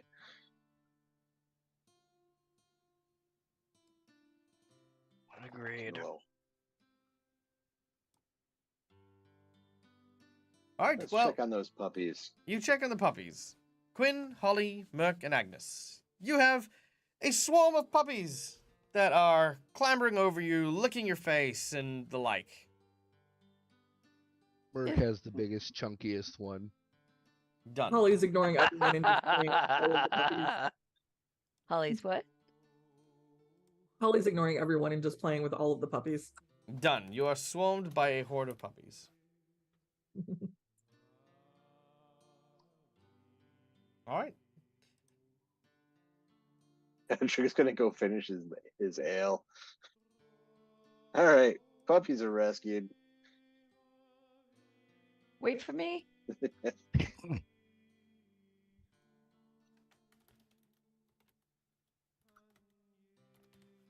Hey, That evening, Oh, You rest- Agnes is actually quite curious as to why there were cratefuls of puppies. I actually Oh, they am were- too, Agnes. you Just running rampant down the street. one the moment. puppy vendor, of course. Who the hell suggested there would be puppies? It was There's a puppy mill in town, and we must shut it down. who threw in the puppies Who's story. been throwing puppies? Come on. Who was going? Who did it? It was you. Okay, so Bexbat. So there is a goblin. It is a tiny goblin merchant named Bexbat who was like, oh, I'm really sorry. I thought it was secured. I'm a puppy trader. You know, I bring puppies to orphans from town to town, and you know, bring a little joy. You know, try to make things wholesome and sweet and kind. You know, but then the rain. You know, I just wanted to get the puppies inside for some warmth. And the wagon had slipped, and next thing I knew, it was rolling down. Oh, you saved all of my precious babies. Oh, you're so kind. Thank you so much. Puppies Holly's gonna and cast orphans. detect lies and make sure that he's not lying about this. You cast a spell. He's not lying. He's a goblin. Okay. Does things. I imagine Holly is collapsed in a catatonic squee with the combination of puppies and orphans. Yep. That's why And she didn't orphans trust us. receiving puppies. Yeah. She wanted to Oh. be sure, but Penny is also with us, and Penny is helping to try to herd the puppies around. Penny is absolutely running around barking at the puppies. Some of them are now covered in mud, jumping around and splashing in puddles. Penny Before looks I like... go in, There you sorry, go. go ahead. I was gonna say Penny looks like she's herding the puppies, but Penny's just joining in as well and jumping in the mud. More like teaching them how to play in the mud. Quinn. Before I go in for the ale with Padrig, I'm going to look at Holly romping with the puppies and say, this feeling feels good, yeah? Yes. Remember that next time you try to get somebody to sell their soul. Wow. Damn. Damn. Freaking Quinn coming in with the barbs. Holly, how do you feel about that? Holly's really upset by that. Oh. The puppy licks you in the face. She goes back to the puppies. And she's forgotten all about it now. It's gone. It's totally gone. In that instant. Puppy brain. All right. If there's nothing further, Agnes. The night passes by, and you find yourself restless, trying to sleep, but not quite ever really getting there. Your thoughts are back at home. Thoughts of your daughter. Thoughts of Dan. Yes, Thoughts but we of don't your... talk about those ones on stream. What's that? Yes, but we don't talk about those ones on stream. Oh yeah, no, we don't go about those thoughts on stream, you know. Fade to black. But you also, your thoughts also drift to your time as a traveler in the Varisian countryside. What can you tell us about your life before you settled in the city?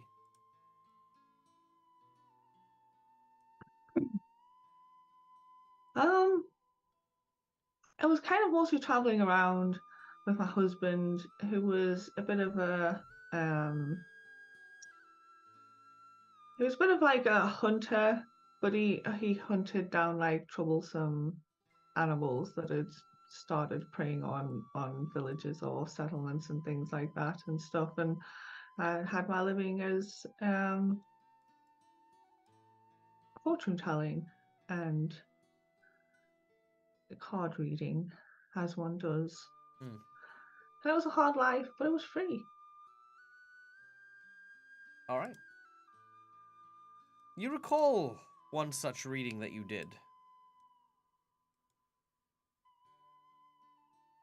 Agnes, can I get you to flip these cards for me?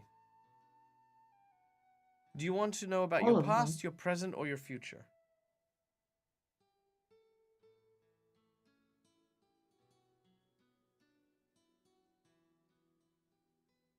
Present. All right. The uprising, big sky, and the bear. Oh no, not the bear again. All right.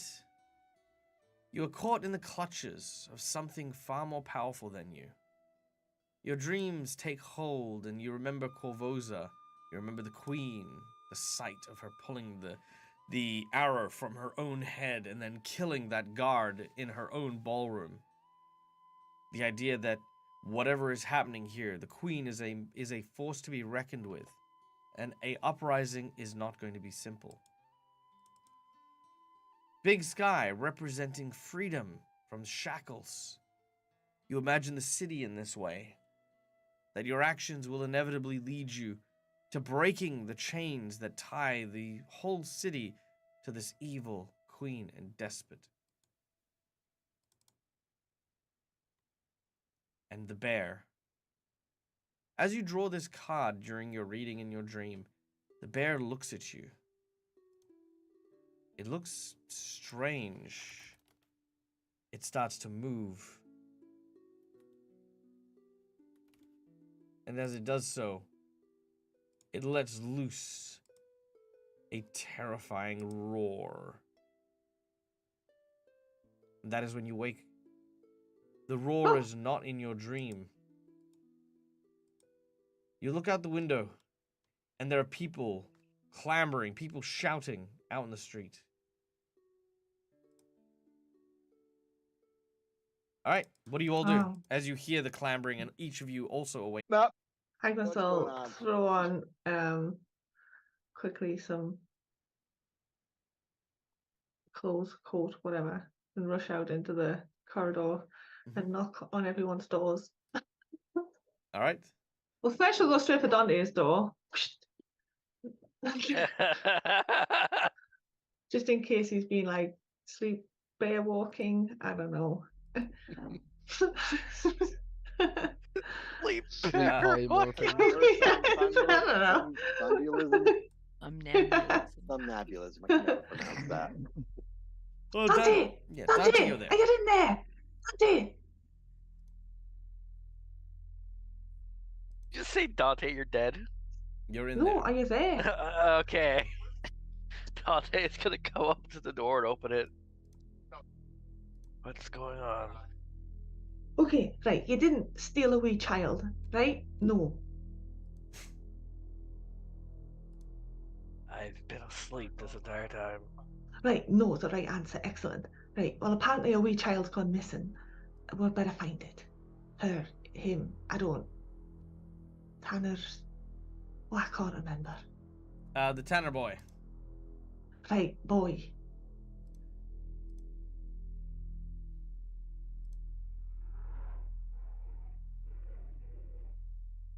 Sorry, I got distracted by the noise right there. You No, said you it did was not. the You were silent bear. before the noise. Don't you blame my noises. Fuck you. Oh, yeah, the noise distracted me. It's so quiet, I should put a noise on. Rude. But you do hear in the far distance the sound of a growling coming from up near the hills. Well, we better be getting going then.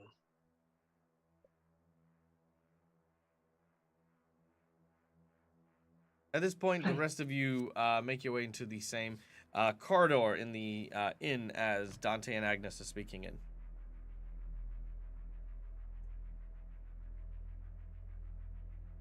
Oh, what's going on, Agnes? Small boy kidnapped up in the hills. Apparently by a bear. Not really sure. Oh, man, this town has got a thing with bears, don't they? Right, but it was the tanner's boy. So maybe if, and this, well, I don't know. Maybe he doesn't help in his father's shop, but there's normally a distinctive smell. That's all I'm saying. I don't mean to be rude. Well, no, and it's quite right. All right, let's get her stuff. Dante will follow your lead. Best at tracking among us, I think. All that can be done. All right. With seemingly no Right, and when we're leaving town, if we'll make sure to run past as many people as possible that can see you, so they know it wasn't you that, if you know what I mean. Right. We'll also need to get something that was theirs as well. Yes. Maybe check in with the head hunter before we head out. Make sure he sees you as well. Want any more All right. accidental? Right, I'll try and track down the misidentifications. parents. They'll definitely have, I don't know, something that'll smell like him, a blanket or a shoe or something. I don't know. All right.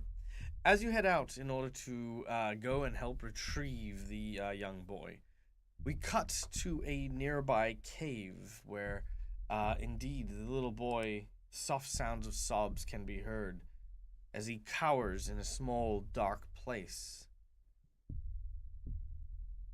A figure lumbering, lurching nearby. As the bear looms over, scars riddling their person, blades sunk into its hide and leather. Muldoon, back for revenge, eyeing this child. But we'll find out what happens next time when we return next week. No, wait, next week? Let me just double check. Yes, next week, which will be the last week of Curse of the Crimson Throne for the year. We're then going to be going on a 2-week break because that falls on the 24th and the 1st of the year. So yeah. So tune in next week when we return and find out what the group's plan is with the dreadly and deadly Muldoon. Once again, it is a true pleasure. Yeah, it didn't feel like 2 hours. Never does.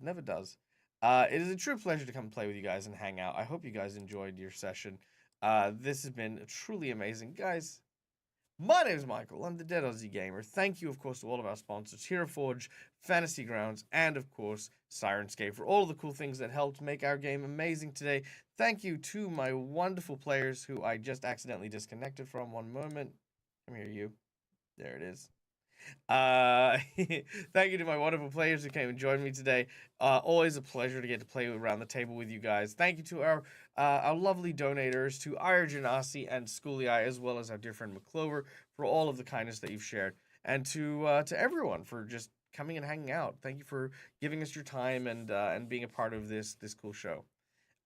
Your second D&D stream ever. Well, thank you so much for being a part of the community. And if you want to continue to be part of the community, Bex, and anyone actually, please feel free to jump on the Discord and come and chat. There are so many cool and wonderfully amazing people there to hang out with. And, you know, hey, it's such a wild ride getting to know different communities and the like. It's super great. If you want to actually, on this note, well, you know, while I'm plugging and promoting things, I should actually plug this. Hold on. Give me like 2 seconds. Patrick, distract everyone. Patrick shoots into the air. Patrick's bad at distracting people as he has diplomacy. There was actually a feat that I thought about taking that I can use gunfire to, well, it's to intimidate, not to necessarily distract, but It would work, though, Yeah. probably. I can stick some fire on it and, you know, like fireworks. Or toss up an Alright. chemical bomb and shoot it. Oh, see, and it's enough. Okay. It's long enough now. Okay, so here we go. So I have recently, as many of you know, so in addition to my own Twitch channel, I am also a member of a amazing group of TTRPG content creators known as Careful Cantrip. And we have just finished a 3-part adventure, which uses Through the Breach, a cowboy Wild West system that I am very proud of. And yeah, if you guys want to check out the full 3-episode run that we did of that particular game, then yeah, go follow the link. It is a lot of fun. It is very cool. I had a great time with it as well. So yay! Hey, thank you so much, Twiff, for the gifted sub to Trazelta. I hope you enjoy your new emotes and the like. Yay! So yeah, my name's Michael. That is game. Yeah, there we go. Let's go find someone to raid. Who's raid worthy at the moment? Who is raid worthy? Detective Tato! You sneaky bastard, you. Yes! This is one of my players. Yes, Tato and Laura know each other. I mean, honestly, Laura is one of my longest running fans, and Tato is my longest running friend in the internet space. So there you go. So yeah, so yes, Detective Tato, aka Bon, is also featured in this particular game as well. So yeah, go check that out. Very cool. I need to restart this. Wolver Connie! Hi! I'm just raiding out, but I love you. Guys, Wolver Connie, just go check her out. Connie is one of my dear friends, also one of the cast members over at Perception Studios. Literally a roar explosion of talent, grace, and fucking beauty. This amazing Connie person. Honestly, I love getting to hang out with them whenever I get the fucking chance to, because I know we don't hang out very often, but I'm very sorry. We need to fix that. And I know we keep saying that too. But yes, Connie is a variety streamer, mostly gaming and stuff like that over on their channel, along with another friend of ours who is Corey Embers. And they do a lot of gaming stuff together, but also Perception Studios, where a lot of my fun felted D&D friends happen to be over there as well. And Connie is a amazing member of their cast as well. So yay, big loves and all that. Mwah. But yes, we are raiding out. We are raiding out for today. But thank you for bringing your community here. And Grouchy Monster, good to see you as well. Okay, we are going to raid. Who are we going to raid? Scarlet should be on, but I don't know if she is. Oh, no, she is on. Okay, cool. We're going to go raid Scarlet 64. Scarlet, again, another one of these just incredibly talented people who I've had the pleasure to get to roleplay with a number of times. She does DJing, she does music, she is such a wild energy when it comes to GMing.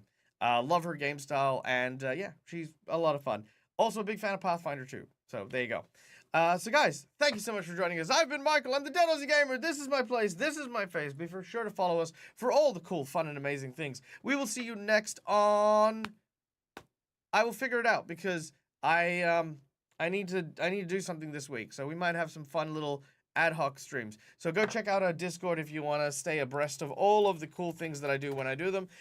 Stay safe, stay wonderful, be kind to each other, because why the fuck not? It's free. And until we meet again, as always, from me to you, game hard or die trying. Good night, folks. Goodbye.